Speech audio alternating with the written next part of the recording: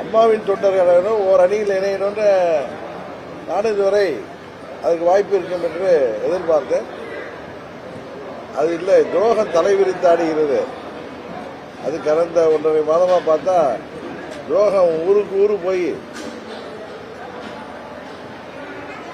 ஆணவம் அகங்காரம் பிடித்து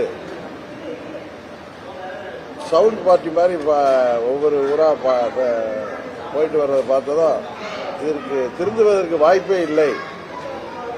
ஏதோ துரோகம் நாங்கள் செய்தது சரி என்பதை போல ஒரு எண்ணத்தை உருவாக்கி வருவதை எப்படி அம்மா மக்கள் முன்னேற்ற கழக தொண்டர்கள் ஏற்றுக்கொள்வார்கள்? அதனால்தான் நாங்கள் அம்மாவின் தொண்டர்கள் அனைவரும் ஓரணியில் இணைய வேண்டும் என்பதற்காக நாம் காத்திருந்தது. அது இனியும் காத்திருப்பது சரியல்ல என்பதை உணர்ந்து எங்கள் தொண்டர்கள் நிர்வாகிகளின் விருப்பத்திற்கு ஏற்ப நாங்கள்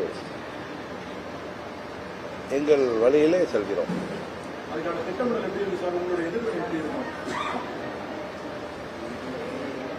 பொறுத்திருந்து பாருங்களேன், டிசம்பர் வரை பொறுத்திருங்களேன். எங்களது நிலைப்பாடு என்ன என்பது உங்களுக்கு தெரிய வரும்.